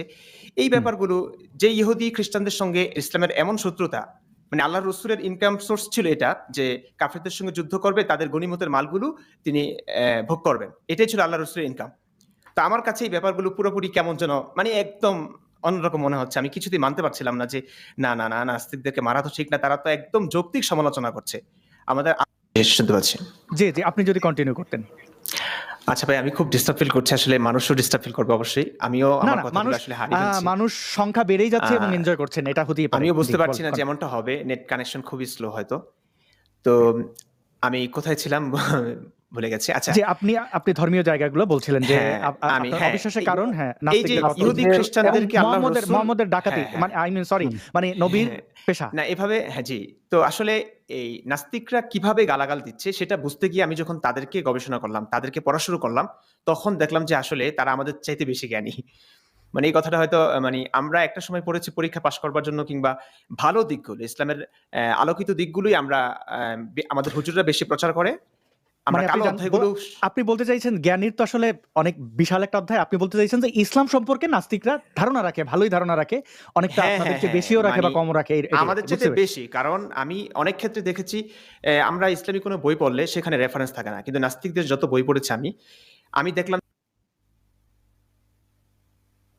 আম আমরা আবার মুফতি সাহেবকে হারিয়ে ফেলেছি। আমরা নিশ্চয়ই ফিরবো। মুফতি আব্দুল আল মাসুদ ভাই। আ হ্যাঁ, কি চমৎকারভাবে মিলে যাচ্ছে না? মানে এই যে মানে হ্যাঁ, আপনার সাথে আপনি আমাদের ২০১৭ সালে আমাদের আম আত্মপ্রকাশ করলেন আরকি। আমাদের মধ্যে যুক্ত হইলেন। এবং আমার মনে হুম, পড়ে মুফতি মাসুদ ভাই যে আ আপনি নিশ্চয়ই খেয়াল করেছেন বিভিন্ন জায়গায় আপনার সাথে যখন কথা হয় বিভিন্ন লাইভ শোতে আমি আপনাকে খুবই সম্মানের মানে আমি ব্যক্তিগতভাবে এটা ফিল করি। খুবই আমি আপনাকে সম্মান করি। এর কারণটা হচ্ছে যে আপনি যে অন্ধকার থেকে বের হয়ে এসেছেন এবং যেভাবে আমাদেরকে আলোকিত করছেন এটা একটা খুব বড় অবদান। আপনাকে যদি সংক্ষেপে এটাই জিজ্ঞেস করি আপনি কি মিল পান আপনার সাথে যে আপনি ইসলাম ত্যাগের যে স্তরগুলো হুম, হ্যাঁ, হুম, হুম, সেগুলোর সাথে মানে ওনারা এখনো ইসলাম ত্যাগ করেছেন বলে আমাদেরকে বলছেন না। বা ওনারা হয়তো ত্যাগ করেননি। ওনারা এখনো প্রশ্নের মধ্যে আছেন which is good. হুম, নাস্তিকরা তো কখনোই কাউকে ইয়ে করে না যে ত্যাগ করো, আমাদের হুম, দলে আসো, ইসলাম প্রচারের মতো করে। ওরকম তো না। তো আমরা নিশ্চয়ই তাদের চিন্তা ভাবনাকে স্বাগত জানাই। এবং এই যে চিন্তার স্তরগুলো মিলে যাচ্ছে না আপনার সাথে? মিলে যাচ্ছে। এবং দেখেন আপনার সাথে যখন আমার কথা হতো সে পার্সোনাল মানে পাশাপাশি বসে জি। কথা বলি কিংবা লাইভে কিংবা আমি আমার যত বন্ধুদের সাথে কথা বলি, হ্যাঁ, সবখানে কিন্তু আমি একটা কথা বারবার বলতাম যে আমি একা নই। যে আমি একাই ইসলাম ত্যাগ করেছি এরকম না। বাংলাদেশের অসংখ্য হুজুররা আছে যারা মসজিদের ইমাম কিংবা মাদ্রাসার শিক্ষক। তারাও হুম, ইসলামে বিশ্বাস করে না। কিন্তু হুম, আপনারা তখন প্রশ্ন করেছেন বা অনেকেই আমাকে প্রশ্ন করেছেন যে তাহলে তারা কেন ইমামতি করছে? এখন ইসলামে বিশ্বাস না করা সত্ত্বেও কেন ইমামতি করেছে, আমি করেছি বা অন্যরা করেছে কিংবা এখনো যারা করছে, সেই প্রশ্নগুলোর জবাব আজকে আমি মুফতি ইমরান বিন বশিরের কাছ থেকে নেব এবং হাফেজ এনামুল হকের কাছ থেকে নেব। আর হচ্ছে যেহেতু দেখেন আমি কিন্তু ওদের চেয়ে একটু বলে দিচ্ছি এই বন্ধুরা যারা দেখছেন, এরা দুজনই আমি মানে অর্থাৎ তারা কিন্তু তারাও কওমি মাদ্রাসায় পড়েছে, আমিও কওমি মাদ্রাসায় পড়েছি। তো বয়সে এবং পড়াশোনার ক্ষেত্রে আমি ওদের চেয়ে অনেক সিনিয়র। কিন্তু জি, সার্টিফিকেটে আবার ইমরান বিন বশির আর আমার সমান। সেও হাফেজ মাওলানা মুফতি, আমিও হাফেজ মাওলানা মুফতি। কিন্তু সিনিয়র মানে হচ্ছে যে আমি অনেক আগে ফারেক, যেটা জি, মানে আপনার জি, জি। মাদ্রাসার পরিভাষায় বলা হয়। ওরা অনেক ছোট সেই হিসেবে আমার চেয়ে। ওদেরকে আপনি প্রশ্ন করবেন আসাদ ভাই, আপনি ওদের প্রশ্ন করবেন নিশ্চয়ই, আমিও ওদেরকে কিছু প্রশ্ন করব আজকে, কারণ আমার সাথে মিলে যাচ্ছে। যে কারণে আমিও কিন্তু ওই ইসলামের শত্রুদের, মানে ইসলামের শত্রুরা কেন আমার নবীকে এত খারাপ কথা বলে, সেইগুলো খুঁজতে গিয়ে ইসলামের শত্রুদের কথা পড়তে গিয়ে দেখলাম আরে আমার বিবেক তো এটাকেই পছন্দ করছে। ইমরানের গল্পটাও কিন্তু প্রায় হয়তো বা তাই, আমি ঠিকঠাক বলতে পারছি কিনা জানি না, ইমরান বলুক। জি, অনেক ধন্যবাদ আচ্ছা। মুফতি আব্দুল্লাহ আল মাসুদ ভাই। আমরা ইমরান ভাইয়ের কাছে যাই। ইমরান ভাই আপনি কন্টিনিউ করেন। যদি কোথাও থেমে জি। যান, ওইখান থেকে আবার কন্টিনিউ করবেন। কারণ আমাদের হাতে অফুরন্ত সময়, যদি আপনার সময় আচ্ছা, থাকে আচ্ছা, আরকি। ঠিক আছে। ঠিক আছে। আমিও আসলে একটানা বলতে পারলে খুব ভালো লাগতো। আমি বলতে জি, পারছি না আসলে, বা কোনো অসুবিধা নেই। দুর্ভাগ্যজনক। আচ্ছা। তো এখন আমি কিন্তু একটা সৎ উদ্দেশ্যে, মানে ইসলামের পক্ষে নাস্তিকদের বিরুদ্ধে একটা বই লিখব বলে আমি এই গবেষণাটা শুরু করি। তখন আমি ভাবলাম, আমি আমার অনেক কাছের মানুষকে, প্রাণের বন্ধুকে আমি বলেও ছিলাম, শেয়ার করেছিলাম যে আমি এমন একটা বই লিখব যে বইটাতে অ্যাম নাস্তিকদের সকল প্রশ্নের সকল সংশয়ের উত্তর থাকবে, এবং এই বইটাতে আমি বিশেষ করে আমাদের তখন ২০১৩ তে আমি কিন্তু হেফাজতের আন্দোলনে ছিলাম। সারারাত ওখানে ছিলাম। তো আমি সেখানে দেখলাম যে তখন আওয়ামী লীগ সরকার প্রচুর আলেমদেরকে বন্দী করতেন। কেন করতেন? জঙ্গি বলে তারা ভেতরে নিয়েছেন, জেলে নিয়েছেন। আমার কাছে এই ব্যাপারটা খুবই খারাপ লাগতো। আমি খুব আঘাত পেয়েছি, এবং বিশেষ করে আমাদের মাদ্রাসার, ফরিদাবাদ মাদ্রাসার মাওলানা নাঈম সাহেব, যিনি আমাদের সকলের প্রাণের স্পন্দন ছিলেন। ফরিদাবাদ যারাই পড়েছেন তারা মাওলানা নাঈম সাহেবের ব্যাপারে অবশ্যই জানবেন। আমার খুব প্রিয় ওস্তাদ ছিলেন, এখনো আছেন। আমি তাকে খুব বেশি ভালোবাসি। তার তাফসীর আমার কাছে খুব বেশি ভালো লাগতো। তো উনি জিহাদের প্রতি খুব তার স্পৃহা ছিল, এবং আমাদেরকে উদ্বুদ্ধ করতেন সবসময়। তো এই হুজুরটাকে অ্যা এক রমজানে নিয়ে গেছে পুলিশরা। কেন? কারণ তিনি জঙ্গিবাদ প্রচার করছেন এই অভিযোগে। তখন জঙ্গিবাদ বলতে জিহাদটাকে বোঝানো হয়েছে। তো হুম। আমি খুব বেশি আঘাত পেয়েছি। আমার প্রাণের প্রিয় ওস্তাদ মাওলানা নাঈম সাহেবকে জঙ্গি বলে নেওয়া হয়েছে জেলে, তাও রমজান মাসে। ব্যাপারটা খুবই আঘাত ছিল আমার জন্য। তখন থেকেই ভাবি যে এই সরকার কেন জিহাদটাকে বুঝতে পারছে না? আল্লাহর বিধান এটা, কোরআনে আছে। তো কোরআনের এই বিধানটাকে এবং সরকারও মুসলমান, তারপরও কেন বোঝে না? হ্যাঁ, হ্যাঁ, হ্যাঁ। আমার এই ব্যাপারটা চিন্তা এরকম ছিল, এবং সরকারকে আমি অপছন্দ করতাম, আওয়ামী লীগ সরকারকে। কারণ তিনি আলেমদেরকে বন্দী করে নিচ্ছেন, জেলে নিচ্ছেন এই কারণে। কোরআনের একটা বিধান তারা পালন করছেন, কঠিন বিধান, সেই কারণে। মানে মানে মানে মানে মানে ইমরান বিন বশির ভাই, এত মডেল মসজিদ বানিয়ে দেওয়ার পরেও মাদ্রাসার শিক্ষার্থীদেরকে বিশ্ববিদ্যালয়ে খুল্লাম-খুল্লা ঢুকতে এত কিছু করার পরেও শেখ হাসিনাকে আপনি অপছন্দ করতেন আপনারা? আসলে ইসলাম তো একেকজনের কাছে একেক রকম। ইসলাম একেকজনের কাছে একেক রকম। মূল ইসলাম কিন্তু আমরা যেটা দেখি, আজহারি যেটা প্রচার করে সেটা না। মূল ইসলাম কোনটা জানেন আসাদ ভাই? এই হুম, আফগানিস্তানের যেই ব্যাপারটা দেখছেন, এটা হচ্ছে মূল ইসলাম। মানে নাস্তিক আল্লাহর রাসূলের ব্যাপারে কেউ কিছু বললে তাকে মেরে ফেলো, কেটে ফেলো। এটা হচ্ছে মূল ইসলাম। কিন্তু আচ্ছা। আমরা যে সম্প্রীতির কথা বলি, ভালোবাসার কথা বলি, রসুলের পথে কাঁটা বিছিয়ে রাখতেন এক বুড়ি, একদিন কাঁটা দেখলেন না। এটা কিন্তু দুর্বল হাদিস, এটা কিন্তু একদম বাস্তবতা নাই। না, কিন্তু এটা সত্য হ্যাঁ, যে আল্লাহ রসুল কাব এটা বিন আশরাফকে ধোঁকার এটা আশ্রয় জাল নিয়ে জাল মারতে হাদিস। বলেছেন। হ্যাঁ। হ্যাঁ, জাল হুম, হুম। হাদিস। শেখ আহমদুল্লাহ সাহেব এটা বলেছেন জাল হাদিস। যে এই যে ছোটবেলা থেকে শুনে আসা সম্প্রীতি, ভালোবাসার যে উদাহরণগুলো, এগুলো দেখা গেছে হুম, জাল হাদিস। আর যে একদম সহি হাদিস কোনগুলো জানেন? যেমন কাব বিন আশরাফকে কিভাবে হত্যা করল। হুম। মানে মানে এটা আমার কাছে অনেক আবু রাফেকে মর্মান্তিক মনে হত্যা করেছে হয়েছে। মোহাম্মদ, শুধু কাব বিন আশরাফ, হ্যাঁ, আবু রাফে, আসমা হ্যাঁ, বিনতে আসমা মারওয়ান, বিনতে মারওয়ান, আবুল হুকাইক। ঘুমন্ত মানুষগুলোকে মারা হয়েছে। ঘুমন্ত হুম। মানুষগুলোকে। এই ব্যাপারগুলো আমার কাছে মানে ওইভাবে তো আর পড়িনি। যখন হুম। গবেষণা শুরু মানে করলাম তখন এই ব্যাপার। জি। এগুলো তো জি। নির্মম বাস্তবতা। কিন্তু ওই যে আমি ভাবছিলাম শেখ হাসিনা মন দিলেন, প্রেম দিলেন, প্রাণ দিলেন, আর কি দেবেন জি, রে? জি। মানে তিনি মডেল মসজিদ দিলেন। এত কিছুর পরে আপনারা না। আওয়ামী লীগকে অপছন্দ করতেন, এটা জানতে চাইলাম আরকি, যে ওই যে আরকি হ্যাঁ, হ্যাঁ, আওয়ামী হ্যাঁ। লীগের ওই যে আমরা যেমন করে ভেবেছি আরকি। আচ্ছা, কারণ আমি একটু জি, সরি, আমি একটু জি, ইন্টারাপ্ট জি, করছি। জি। এরা মুফতি ইমরান বিন বশির যে সত্যিই মুফতি কিনা বা হুজুর কিনা, এটা তো একটু আমার মনে হয় দর্শকদের বোঝা দরকার। কারণ ধরেন দাড়ি টুপি, অনেকে বলতেই পারে দাড়ি টুপি মাথায় দিয়ে আমি এই ইসলামে বদনাম করার জন্য আসছো, তো জীবনে মাদ্রাসায় পড়ো নাই, হতে পারে, তাই না? আচ্ছা, হুম। আচ্ছা। ভাই আমাকে না অনেকেই চেনে। এ হ্যাঁ, আমি তিনি ৩ টা মা মা মা মসজিদে জি, ইমামতি মসজিদে করেছি, ইমাম এবং ছিলেন। আমার সমস্ত সার্টিফিকেটও আছে। আ এটা মানুষ অবিশ্বাস করবে না আশা করি। জি। কিন্তু মাদ্রাসায় কি ইমরান, তুমি কি মাদ্রাসায় কোন রকম টেনে টুনে পাশ করা কিনা, নাকি আমি যদি তোমাকে এখন ইসলাম সম্পর্কিত ২-৪টা প্রশ্ন করে উত্তর দিতে পারবে, সেটা একটু যাচাই হয়ে যাক। আপনি করতে পারেন। টেনে-টুনে পাস করাও না। আমার যারা এখন বিরুদ্ধাচরণ করছে, তারাও কিন্তু হুম, স্বীকার করতে বাধ্য। আমি সবসময় মুমতাজের ছাত্র ছিলাম। দাওরার বছর অবশ্য আমার একটা বই প্রকাশিত হয়েছে, 'দীর্ঘ কলেবরের অভিনীত জীবন'। সেই বছরটা আমার একটু পড়ালেখার ঘাটতি হয়েছে। তারপরেও আমি টেনে-টুনেও পাস করা না, জায়েজ জিদ্দান হয়েছি। তো অতটা খারাপ ছিলাম আচ্ছা। না। আমি ও আচ্ছা। আচ্ছা। যাই হোক, তাহলে জাহিদ জিদান হয়েছে মুমতাজ হওয়াটা মানে মুমতাজের আমরা যদি করি সাধারণ তর্জমা করি তাতে স্টার মার্ক, মানে ভালো রেজাল্ট, যেটাকে গোল্ডেন এ প্লাস বলা যেতে পারে। আর জি। যাই হোক, তাহলে আচ্ছা, আমি কি ওকে এখন প্রশ্ন করব নাকি পরে করব? আপনার ইচ্ছা, আপনি করতেও পারেন, এখনো করতে পারেন। উনি তো কথা বলে যাচ্ছেন, মানে জি। এটা একটু শেষের দিকে থাকুক মাসুদ ভাই। হ্যাঁ, হ্যাঁ হ্যাঁ, ঠিক আছে, ওকে ওকে। আর ইমরান, তাহলে কথা বলো তুমি। তো জি আমার ওই যে গল্পটা আমি শোনাতে চাই, শেষ করতে চাই জি জি একটু। জি, প্লিজ তো প্লিজ। হ্যাঁ, তো আমি তখন পুরোপুরি গবেষণা চালিয়ে যাচ্ছিলাম ইফতার পর থেকে, যে আমাকে বই লিখতে হবে এবং আওয়ামী লীগের বিপক্ষেও লিখব। যারা কোরআনের এই বিধানটা মানছেন, গুরুতর একটি বিধান এবং অত্যন্ত ফজিলতপূর্ণ একটি বিধান। আল্লাহর রাসূলের কর্মপন্থা এমন ছিল কাফেরদের সঙ্গে। তো এই জিহাদ যারা করছেন এবং জিহাদের পক্ষে যারা লিখছেন, সেই বইগুলোর কারণে যাদের কাছে জিহাদি বই পাওয়া যাচ্ছে তাদেরকে জঙ্গি বলে জেলে ঢোকানো হচ্ছে। এই ব্যাপারটা আমার কাছে খারাপ লেগেছে। আমি ভাবলাম যে এটা নিয়ে সরাসরি বই লিখবো এবং নিরপেক্ষ একটা অবস্থান থেকে বইটা লিখবো। যে মানে আমার ঈশ্বরদের ফাঁসি চাই বইয়ের নাম হবে, এমনটা ভেবেছিলাম। এটার থিমটা হচ্ছে এরকম। আসলে কথা দীর্ঘ হয়ে যাচ্ছে আমার মনে হচ্ছে। অসুবিধা নেই, কোনো অসুবিধা নেই, বলতে থাকেন। জি, হ্যাঁ, আমরা তো সবাই এনজয় করছি। জি এটার থিমটা হচ্ছে যে আমি বলছি না ইসলাম ধর্ম সত্য। আমি বলছি হ্যাঁ, থিমটা হচ্ছে যে নিরপেক্ষ একটা অবস্থান থেকে বইটা লিখবো। আমার কথা হচ্ছে আমার ধর্ম যে সত্য আমি এটা বলছি না। ধর্ম মানে হচ্ছে এক সৃষ্টিকর্তার পক্ষ থেকে ঐশ্বরিক কিছু বিধিনিষেধ যা মানা না মানার উপর নির্ভর করে অনন্ত পরকালের শান্তি কিংবা শাস্তি। এটাই কিন্তু হুম আমরা ধর্মের সংজ্ঞার মধ্যে পাই। হুম, হুম, তার জি মানে হচ্ছে ধর্ম নিয়ে কিন্তু সিরিয়াস হওয়া দরকার। ধর্ম নিয়ে সকলের সিরিয়াস হওয়া দরকার। ধর্ম যদি সত্য হয়, কোন ধর্মটা সত্য? সেটা যাচাই বাছাই করে, গবেষণা করে সে একক ধর্মে সকলকে অংশ নিতে হবে। সেই হুম ধর্মটাকে মানতে হবে। বাকি যত ধর্ম আছে পৃথিবীতে, যেমন ১০,০০০ ধর্ম নাকি পৃথিবীতে আছে। তার মানে হচ্ছে ওদের ধর্ম, ওদের ধর্মের যে একজন ঈশ্বর, এগুলো হচ্ছে ভুল। এগুলো হচ্ছে বানোয়াট।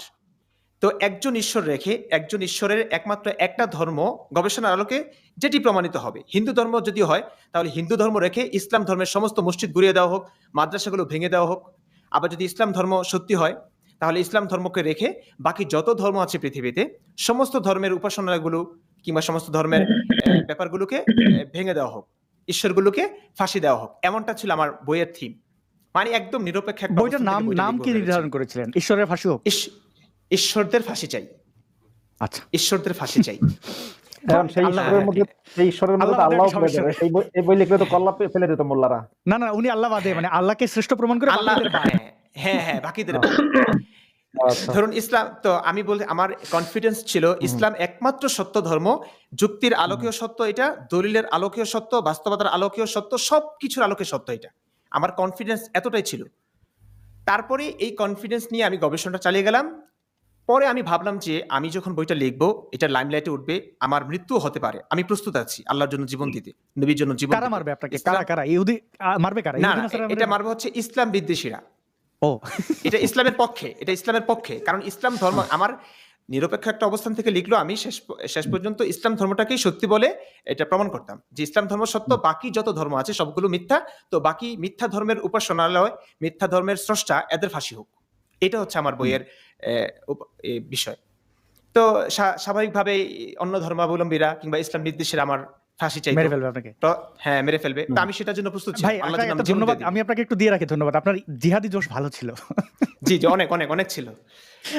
এখন আচ্ছা, ভাইয়া না, মাদ্রাসায় যারা এখন পড়ে তাদের জিহাদি জোশ সবারই ভালো থাকে। আমারও তো একসময় 2001 সালে 2000 সালে এবং কওমি 2001 মাদ্রাসায় সালে আমি একটু কথা বলি ভাইয়া। কওমি জি, জি। মাদ্রাসায় পড়েছে, জিহাদি স্পৃহা নাই, তার মানে সে ছাত্রই না। মানে সে ছাত্রই না। পড়াশোনা ঠিকমতো করে নাই। না, মাসুদ ভাই, ওনার জিহাদি জোশের the way he was thinking, বই লিখবেন আর কি, সব ঈশ্বরের ফাঁসি যাই। মানে আমার এটা খুব হ্যাঁ, ইন্টারেস্টিং লাগছে। মানে দা দিয়ে কোপ দেওয়া, এটা তো কমন। মানে আমাদের হ্যাঁ। হাফেজ এনামুল ভাই বলছিলেন উনি দা নিয়ে চলে গেছেন মিছিলে। Well, তো জি আমি জি ভাবলাম যে ভাইয়া, বইটা যখন লিখবো, এত জটিল একটা বই যেটা আমাকে লাইমলাইটে উঠাবে এবং এত আশাবাদী আমি, আমার মৃত্যু হতে পারে, আমি তার জন্য প্রস্তুত। তো আমি ভাবলাম যে নাস্তিকদের কিছু প্রশ্নের মুখোমুখি হতে পারি আমি এবং সাংবাদিকদের প্রশ্নের কিছু মুখোমুখি হব আমি। তখন আমি ভাবলাম যে নাস্তিকরা তাহলে কোন দৃষ্টিকোণ থেকে ইসলামটাকে দেখছেন, তারা ইসলামের সমালোচনা কেন করছেন, আমার সেসব নিয়ে জানা উচিত। তখন আমি নাস্তিকরা ইসলামকে কিভাবে দেখছেন তাদের কিছু বই পড়া শুরু করি। তখন আমি দেখলাম যে না, হিসাব কিছুতেই মিলছে না। আচ্ছা, আমি তখন নাস্তিকদের তুমি বুঝলাম আমরা কোন একটু অবস্থানে ছিলাম, আমরা যে কূপের ব্যাঙ ছিলাম। ইমরান, জি। নাস্তিকদের তুমি কোন বই বা কোন আর্টিকেল পড়েছো, দুই একটা কি বলতে পারো? ভাই আমি যদি বলি, আমি প্রথম বই পড়েছিলাম নবী মোহাম্মদের 23 বছর বইটা। আলী অলিদ দোস্তের ওইটা তো নাস্তিকদের বই না। মানে আচ্ছা, মানে নির্মোহভাবে আচ্ছা, যাই উনি হোক, মানে তেইশ না না বছর নিরপেক্ষ এমন কিন্তু নিরপেক্ষ ওই বিশ্লেষণ বইটাই করেছেন। ধ্বংস করার মানে ওই বইটাই এমন, নাস্তিকদের বই না হোক, আলী দোস্তির যে বইটা, ওটা বিশ্বাস হ্যাঁ। নাড়িয়ে দেওয়ার জন্য যথেষ্ট। হ্যাঁ। মানে উনি নিরপেক্ষভাবে লিখেছেন, আঘাত দিয়ে লেখেননি। হুম, তো আমি ভাবলাম, হুম, তখন তো আমার ঈমানের অবস্থা অনেক দৃঢ় ছিল। হুম, হুম, তো সেক্ষেত্রে আমি নবী মোহাম্মদের কোনো কুৎসা কিংবা কটাক্ষ করা এগুলো তো অপছন্দ করতাম, অবশ্যই নিতে পারতাম না।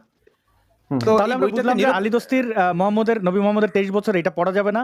আরজ আলী মাতুব্বরের বই টই তো মানে তাকেও দেখা যাবে না। মানে সত্যের সন্ধান কোনো সন্ধানই নাই, কোনো সন্ধান করা যাবে না। না, ঠিক আছে, এটা জি। আসলে হ্যাঁ, তখন আমি বুঝলাম যে আসলে আমরা কূপের ব্যাঙ ছিলাম এতদিন। মানে যেকোনো, এটা স্বাভাবিক ভাই। আপনি যখন একটা বিষয় নিয়ে পড়বেন, আমি একটা কোরআন একটা গ্রন্থ পড়ে আমি বলতে পারি না যে পৃথিবীর সর্বশ্রেষ্ঠ গ্রন্থ এটা। তাই না? আমরা এমনটাই ভাবতাম। আমি কোরআন পড়ে, হাদিস পড়ে ভাবতাম যে ইসলাম ধর্মই একমাত্র শ্রেষ্ঠ ধর্ম। আমাকে যেকোনোভাবে গোঁজামিল দিয়ে হলে ইসলামটাকে শ্রেষ্ঠ বলতেই হবে। এরকম একটা ব্যাপার ছিল। তখন আমি ওনাদের যুক্তি পড়ে তখন ভাবলাম যে না, আসলে নাস্তিকদেরকে মারার যে একটা স্পৃহা ছিল, মারতেই হবে, নবীকে গাল দিলে যে তাকে কোপাতেই হবে, এই ব্যাপারটা তখন শিথিল হয়ে যায়। পুরোপুরি আমার পরিবর্তন হয়নি যে আমি একদম ইসলাম ধর্ম ছেড়ে দিব। না, এত বছর পড়াশোনা করিয়েছেন বাবা-মা, আম ভাই-বোন সবাই আশাবাদী ছিল আমাকে নিয়ে। হাফেজ মাওলানা মুফতি বানিয়েছে। সবাই আমাদেরকে নিয়ে গর্ব করত। ব্যাপারটা তো বুঝে নাই। বাবা-মায়ের অনেক বড় স্বপ্ন ছিল। আত্মীয়স্বজনের মাঝে গর্ব করে বলতেন যে আমার ছেলে হাফেজ হয়েছে, মাওলানা হয়েছে। তোমার তো তোমার আমি উসিলায় তোমার উসিলায় জি, তোমার জি। বাবা মা এবং প্রতি বংশের মুহূর্ত সবাই তো স্বপ্ন দেখছেন। বেহেশতে যাওয়ার একটা সুযোগ ছিল। জি, জি। প্রতি মুহূর্তে তারা স্বপ্ন দেখছেন আমাকে দিয়ে তারা জান্নাতে যেতে পারবেন, কিংবা বাবা-মায়ের মৃত্যুর সময় আমি যেন জানাজাটা পড়াই। তো সেই মানুষটা যদি পরিবর্তন হয়ে যায়, এটা বাবা-মায়ের জন্য অনেক বড় দুঃখের কারণ, অনেক বড়। তো আমি কখনোই হতে চাইনি। আমি সবসময় চেষ্টা করেছিলাম কোনোভাবে ইসলামটাকে টিকিয়ে রাখা যায় কিনা। কিন্তু আমি ভাইয়া গোঁজামিলটা আমার কাছে অপছন্দের। গোঁজামিলটা আমি দিতে পারি না। আমি নিজেকে আচ্ছা, ধোঁকা দিতে পারি না ইসলামকা ভাই। জি, মুফতি ইমরান, আপনি কি অ্যালাউ করবেন আপনাকে নিয়ে যে মোল্লা মুনশির আপনাদের বাড়িতে গিয়ে হামলা চালিয়েছিল, মানে হামলার মতো করে আরকি, সেই ভিডিওটাকে আমরা দেখাবো? তারপরে যদি আপনার এই ইসলাম নিয়ে গোঁজামিল এটা জি, আমরা জি, পরে জি, জি, শুনবো নাকি? অবশ্যই দেখাতে পারেন। জি। ওকে, ওকে। দর্শক বন্ধুরা, আমি এই ভিডিওটি পেয়েছি একটি ইসলামপন্থী, মানে ওই জিহাদি জোশ সম্পন্ন ব্যক্তির ওখানে, যে তার পরিবারের উপরে গিয়ে হামলা চালিয়েছে। এই মুফতি ইমরান তিনি ইমামতি করতেন এবং আমাকে এখন পর্যন্ত বলেননি তিনি নাস্তিক। হ্যাঁ? তো যাই হোক, তো এই ইমামতি করা অবস্থায় কেন তিনি প্রশ্ন করেন বিভিন্ন বিষয়ে, বিভিন্ন মাওলানা মুফতিদের কাছে, এটা নিয়ে তাদের খুব ঝামেলা। তাকে মেরে ফেলার জন্য অনেকবার চেষ্টা করেছে। তারপরে আমরা কয়েকজন চেষ্টা করেছি তাকে সেভ করার জন্য। কারণ কোন মানুষকে মেরে ফেলবে, আমরাও তো এই মেরে ফেলার মধ্য থেকেই উঠে আসা। তো এইটুকু। তার পরেরটা তো দেখতেই পাচ্ছেন আমাদের স্ক্রিনে তিনি আছেন। আমরা দেখি তার পরিবারের সদস্যদেরকে গিয়ে কিভাবে হুমকি-ধমকি দিচ্ছে এবং মুফতি ইমরানের বাবা কি মনে করেন তার সম্পর্কে। আপনারা দেখুন, আমরা সবাই মিলেই দেখি। আমার ছেলেরা আমি সবাই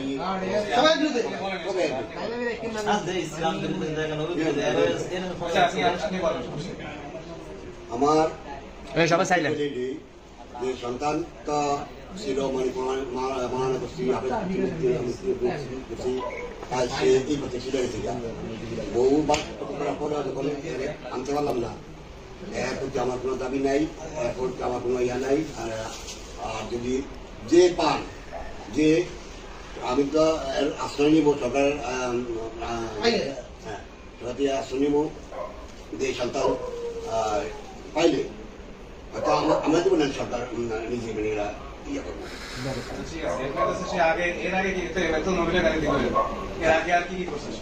এর আগে এই তো এই যে মানে এই ধরনের কথা ঘরে এত বড় মানে দেখতো মোবাইলে এটি করতো, বিদেশ প্রেসিডেন্ট দেখতো সৌদি আরবে। ইদানিং এই যে ঘটনা পরে আমার ছেলে ইদানিং বিষয় রেডি করছে যে মা তাহলে আমি সৌদি নিয়ে যাবো, মানে 8 দিন কাল সৌদি নিয়ে মানে আপনি আগে যে কথা বলতেন, সে বারবার ইসলাম বিদ্বেষী কথাবার্তা বলতো, তওবা করতে হবে না, আমি আমার এই নদী আসার পরেই আমি তাকে আঘাত করছি বা আঘাত করছি, কোপ দিছি, কোপ দিছি। কোপ দেওয়ার পরে 1 মাস ইয়াতে তারপরে সে এই করে। এখন আমার আর কিছু করার নাই, এখন আমার অবাধ্য। সেটা আমি নিজে পাইলে তো ব্যবস্থা নেব। আমি ব্যবস্থা নেবে এবং এই এলাকার যুবকরা যারা পাবে তারাই ব্যবস্থা নেবে। সবাই বসতে পারবো। আপনি তথ্য করে দিবেন। কারণ ইসলাম যেটা ইসলামের সে যতই কি হোক না তাকে তাহলে হুজুরের সাক্ষী আছে, হুজুরের সাক্ষী আছে, তথ্য করে দিবেন। আমরা সবাই চাকরি আছি। আল্লাহু আকবার, তাকবীর, আল্লাহু আকবার, তাকবীর, আল্লাহু আকবার, তাকবীর, আল্লাহু আকবার, মান সাব্বা নবিয়্যান আল্লাহু আকবার। যে আল্লাহর নবীর গালাগালি দেয় তাহলে একদম যেখানে পাও সেখানে কাইটা দুই ভাগ করে দাও। আল্লাহু আকবার, আল্লাহু আকবার। তাহলে আমরা উঠি। আপনার আসলে খুব ভালো লাগলো আপনার সাথে কথা বলে। আপনি আপনার দায়িত্ব পালন করেছেন। না আমার দুঃখ আমার ছেলে দুঃখ লাগে আর নাই এখন বাড়িতে জায়গা দিবেন না। না বাড়ি কিন্তু বাড়িতে জায়গা বাড়ি যে যেখানে পাবেন তাকে দুনিয়া থেকে বিদায় করা হলে আমার এটাই শরীয়তের বিধান। জাযাকাল্লাহ। আল্লাহু আকবার, আল্লাহু আকবার। আমরা তৌহিদি জনতাদেরকে দেখলাম। ইমরান ভাই, আমি খুব দুঃখিত যে আপনার বাবা আপনাকে কোপ দিয়েছিলেন, আর তারা তো গর্দান ফেলে দেওয়ার কথা এবং তাকবীর দিলেন আমরা দেখলাম। জি, আপনি আপনার বাবা মার এই যে ভবিষ্যৎ মুখ উজ্জ্বল করা, তাদের যে স্বপ্ন ছিল আলেম হবেন এবং মানে আলেম বানানো থেকে শুরু করে কোপ কোনো কিছুই বাদ রাখেন নাই। জি, আপনি যদি একটু কন্টিনিউ করতেন। ভাই এটা আসলে অত্যন্ত দুঃখজনক ব্যাপার। আমি কি বলবো, আমি কখনো ইচ্ছে করে তো এই পথে আসিনি। আমি তো আসলে ইসলামের জন্য নিবেদিত প্রাণ একজন সৈনিক ছিলাম। এটা আমি এই কথাটাই আমি বলবার এবং বোঝাবার চেষ্টা করছি, এবং এটাই বাস্তবতা। আমার কাছের ও প্রাণের বন্ধুরা কিন্তু জানে যে আমি ইসলামের জন্য একটা বই লিখতে চেয়েছিলাম। তারপর যখন গবেষণা শুরু করলাম তখন আমার কাছে মনে হয়েছে আমার সমস্ত যুক্তি, সমস্ত মেধা সবকিছু খরচ করবার পরেও আমি কিছু ব্যাপারের সমাধান পাইনি। আমি কোনোভাবে সমাধান পাইনি, কোনোভাবেই হিসাব মিলছে না। এত পরস্পর সাংঘর্ষিক বিধান আছে, এগুলোর সমন্বয় কোনোভাবেই সম্ভব হচ্ছে না। মানে দেখুন, আচ্ছা, একটা ইমরান, কথা যদি সহজে বলি ভাইয়া। জি জি জি বলো। এই তুমি যে বলছো পারস্পরিক তোমার এত মানে পারস্পরিক বিরোধপূর্ণ এত আয়াত আছে, হাদিস আছে, এগুলো কোনো সমাধান পাচ্ছিল না। এগুলোর মাদ্রাসার পরিভাষায় কিন্তু এগুলোকে বলা হয় তাআরুজ। তুমি জানো এই যে ফিকহের পরিভাষায় যে জি এই জি আয়াতের সাথে এই আয়াতের তাআরুজ হয় বা এই হাদিসের সাথে তাআরুজ, এবং আমাদেরকে বলা হতো, হুজুররা কিন্তু শেখাতেন যে ওয়াজহুল মুওয়াফাকাত, বা বলতেন যে তাওফিক, জি ফামাত তাওফিকু জি বাইনাহুমা। আমরা যখন জি উসুলে শাফি বা উসুলে ফিকহের যে কিতাবগুলো পড়েছি, জি সেই সমস্ত কিতাবে কিন্তু এগুলো পড়েছি মাত তাওফিক বাইনাহুমা। দুই আয়াতের মধ্যে একটা জি সাংঘর্ষিক জি ব্যাপার আছে, সমন্বয় সাধারণ। হ্যাঁ সমন্বয় কিভাবে করা যায়। এখন সেই জি সমন্বয় যে হুজুররা আমাদেরকে যেভাবে সমন্বয় করিয়ে দিতেন, সেটা একটা জি সময় কিন্তু বুদ্ধি কম থাকার কারণে মনে হতো ঠিকই হ্যাঁ, আছে, কিন্তু আমাদের কাছে যখন মনে হতো যথেষ্ট।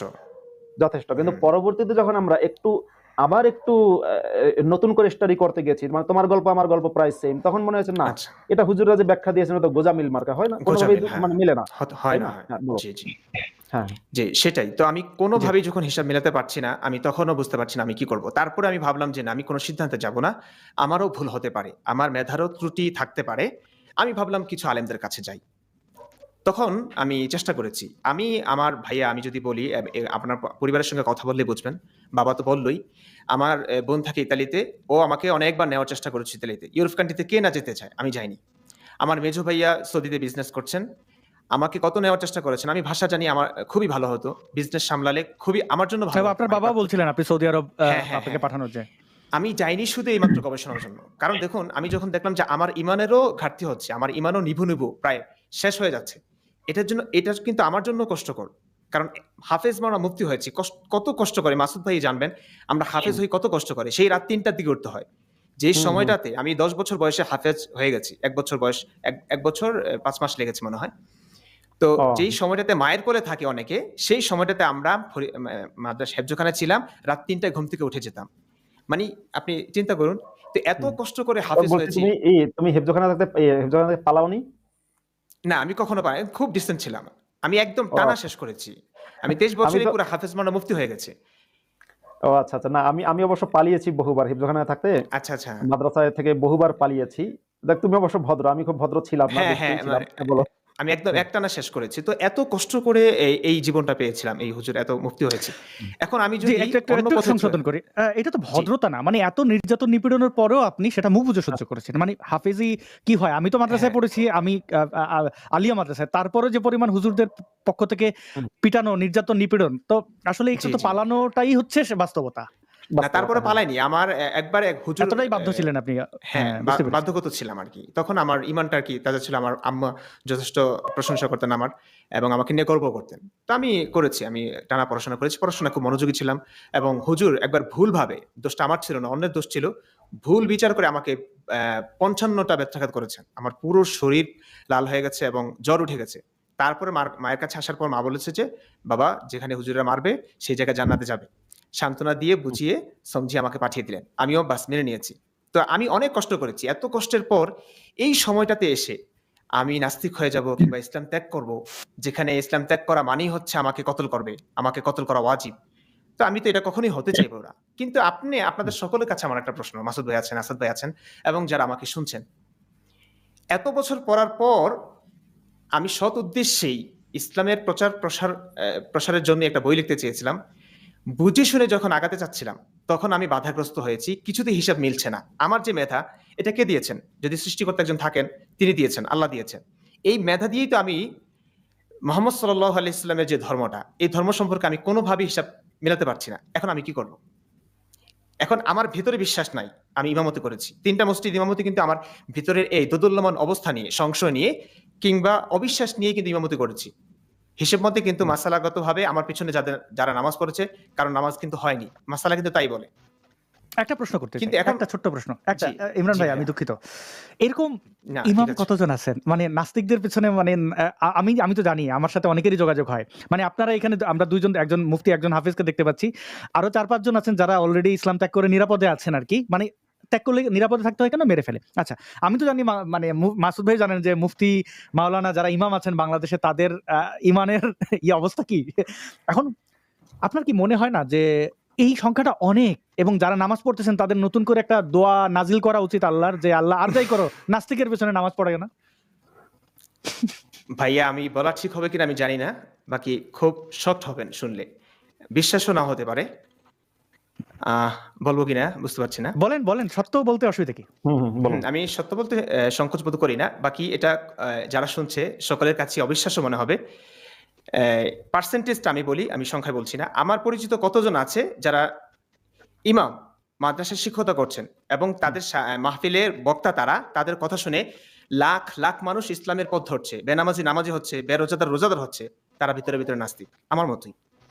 আমি নিজেকে এখনো নাস্তিক দাবি করছি না, তবে তা আমার চাইতে বেশি কঠোর। আমি তো সংশয়বাদী। আমি কিছু প্রশ্নের উত্তর চাই শুধু। উত্তর চাইতে গেছি, ওরা আমাকে কল্লা ফেলবার কথা বলছে। আমি যৌক্তিক প্রশ্ন ছুড়ে দিয়েছি, তারা আমাকে বলেছে চুপ থাকতে। আমাকে মেরে ফেলবে, কেটে ফেলবে। তখন আমার কিন্তু রাগেই কিন্তু ইসলাম ত্যাগ করার কথা। কিন্তু আমি তো রাগে ইসলাম ত্যাগ করবো, এটা তো ঠিক সিদ্ধান্ত না। আমি তারপরেও হুম। বিনয়ী হয়ে, নমনীয় হয়ে বলেছি যে না, আমি গবেষণা চালিয়ে যাব।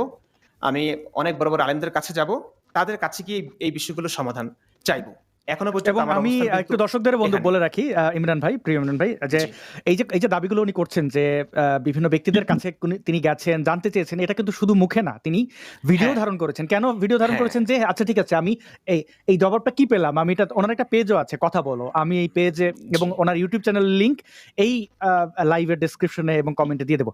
তো সেখানে আমি ভিডিওগুলো দেখেছি, ১,০০০-এরও বেশি ভিডিও আছে যেখানে বাংলাদেশের বিভিন্ন শ্রেণী পেশার মানুষের তিনি ইন্টারভিউ নিয়েছেন, যার মধ্যে মাওলানারা আছেন, যার মধ্যে ইমাম আছেন, ইসলামপন্থী ইসলাম প্রচারক আছেন, নারীরা আছেন, ইসলামপন্থী নারীরা আছেন, ইসলামে কট্টর বিশ্বাসী মানে হিজাবি আছেন, সকল শ্রেণী পেশার মানুষ আছে। সেগুলো আপনারা একে একে দেখবেন এবং সেটা দেখার জন্য অবশ্যই ইমরান ভাইয়ের এবং এনামুল ভাইদের যে ইউটিউব চ্যানেলটি এবং ফেসবুক পেজ, সেগুলো আপনারা ফলো করবেন। আমি দিয়ে রাখবো।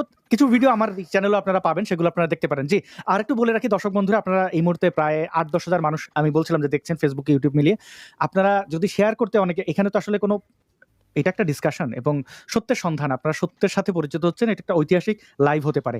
আপনারা শেয়ার করতে পারেন। আর যদি শেয়ার করতে মনে করেন, বিব্রত বোধ করেন, আপনারা বিভিন্ন ইনবক্সে, গ্রুপে যারা এই বিষয়ে জানতে চান, আগ্রহী এইসব বিষয়ে, তাদেরকে জানাতে পারেন এবং সেই সকল মানুষরা, চিন্তাশীল মানুষরা ডিসাইড করুক যে ইমরান ভাই আসলে যে সিদ্ধান্ত নিয়েছেন বা যে পথে আছেন, তিনি বেঁচে থাকতে পারবেন কিনা তাও আমরা জানি না। কিন্তু তার সিদ্ধান্তটা কতটা ঠিক বা বেঠিক, এরকম যারা আছেন, যারা সংশয়ে আছেন বা যারা ইসলাম গ্রহণ করেছেন দেব চৌধুরী থেকে শুরু করে কত মানুষকে আমরা গ্রহণ করতে দেখি, বাংলাদেশে মেইন স্ট্রিম মিডিয়া তাদের নিয়ে ঢাকঢোল বাজাতে বগল বাজাতে দেখি, কিন্তু এই যে ঠিক স্রোতের বিপরীতে দাঁড়িয়ে হত্যার ঝুঁকি নিয়ে, এত বড় ঝুঁকি নিয়ে যে যে আজকে আমাদের কথা বলছেন ইমরান ভাই এবং এনামুল ভাই, এবং দীর্ঘদিন ধরে অর্ধযুগের বেশি সময় ধরে মুফতি আব্দুল্লাহ মাসুদ ভাই বলে এসেছেন, এই কথাগুলো কি, কেন বলে আসেন, জীবনের ঝুঁকি নিয়ে কেন এই কথাগুলো বলেন, সেগুলো আমরা জানতে চাইবো। ইমরান ভাই, আপনি খুব ভালো একজন বক্তা, আমি আগে জানতাম না, এখন বুঝলাম। আপনি যদি একটু কন্টিনিউ করেন, আপনাকে থামানোটা আমার জন্য আসলে এটা না না, ঠিক যুদ্ধ আছে ব্যাপার। ঠিক আছে।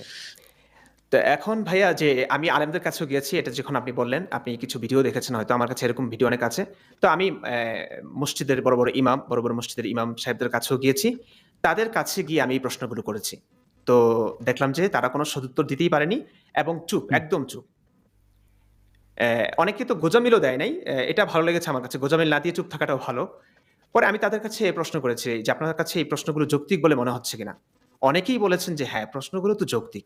আমরা তো এইভাবে আসলে ভাবিনি।" আমি বললাম যে, "এই প্রশ্নগুলো করবার কারণেই কত মানুষের প্রাণ গেছে আপনি জানেন?" তখন তারা দেখলাম চুপ হয়ে আছে, যারা মানবতা যাদের আছে। আমি বললাম যে, "এই প্রশ্নগুলোই করেছিল রাজীব, এই প্রশ্নগুলোই করেছিলেন হুমায়ুন আজাদ, এই প্রশ্নগুলোই করেছিলেন অভিজিৎ রায়। আমরা তাদেরকে মেরে ফেলেছি।" আমি নিশ্চিত ভাইয়া, যারা এই নাস্তিক কিংবা সংশয়বাদীদেরকে হত্যা করেছে ইসলামের দোহাই দিয়ে, তাদের বইগুলো, তাদের মন মানসিকতাগুলো, বিজ্ঞানের আলোকে তারা যেই সমস্ত ব্যাপারগুলো বোঝাতে চেয়েছেন মানুষকে, যারা মেরেছে এরা বইগুলো পড়েনি। অনুমতিতে আঘাত পেয়েছে, জাস্ট মেরে ফেলেছে।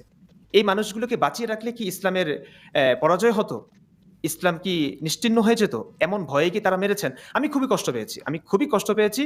এই মানুষগুলোর সঙ্গে আমার কোনো আত্মার সম্পর্ক নেই, আত্মীয়তার সম্পর্ক নেই। কিন্তু আমি যখন দেখলাম যে এমন অভিজিৎ রায়ের বইগুলো আমি পড়েছিলাম, অবিশ্বাসের দর্শন, হুম। দীর্ঘ কলেবরের বই। আমার পড়া ধৈর্য হয়েছে। এত কিছু আমরা বুঝিও না, বিজ্ঞানের আলোকে এত কিছু বোঝার ক্ষমতা আমাদের নেই। মাদ্রাসায় এগুলো পড়ানো হয় না। অন্তত এতটুকু উপলব্ধি হয়েছে যে এই মানুষটা অনেক জ্ঞানী। এই মানুষটা যে সমস্ত যৌক্তিক প্রশ্নগুলো ছুড়ে দিয়েছেন আমাদের দিকে, এগুলো সত্যিকার অর্থেই মানে এগুলোর উত্তর দেওয়া যায় না। এগুলো যৌক্তিক প্রশ্ন। এই প্রশ্নগুলো করার কারণে তাদেরকে আমরা মেরে ফেললাম। আপনি বিশ্বাস করবেন না আসাদ ভাই, আমি অভিজিৎ রায়ের হত্যার কথা শুনি। আমি তো তখন কত ছোট ছিলাম, আমি জানি না কবে মারা গেছেন, এগুলো জানি না। পরবর্তীতে শুনেছি। আমার চোখের পানি এসে গেছে। আমি কান্না করেছি চোখে। তারপরে অনেককে তো কিছুদিন আগেও তো উৎসব মণ্ডল মায়ের কোল থেকে ছিনিয়ে নিয়ে একটা ছেলেকে মেরে ফেলল। মেরে ফেলাটা কিভাবে সমাধান অভিজিৎ হয়? রায়কে হত্যার প্রতিবাদ সুলভ আমি জীবনে ভাবিনি আমি ভিডিও তৈরি করবো। আমার এটা পেশাই না। আমি বিজ্ঞানের ছাত্র। আমার ইলেকট্রনিক্স খুব প্রিয় একটা সাবজেক্ট।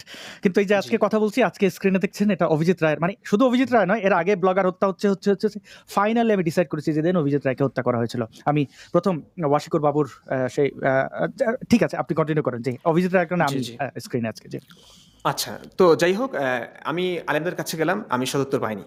তারপরে আমি আমার সহপাঠী যারা আছে তাদের কাছে কিছুটা শেয়ার করেছি এবং শেয়ার করবার ক্ষেত্রে আমি একজন নাস্তিক যেভাবে কথা বলছে, একজন নাস্তিক যেভাবে প্রশ্ন করে, রসুলকে যেভাবে তারা উপস্থাপন করে, আমি সেভাবে উপস্থাপন করেই কিছু জায়গায় কমেন্টের রিপ্লাই দিয়েছি এরকম, আর কিছু ইনবক্সে আলাপ করেছি।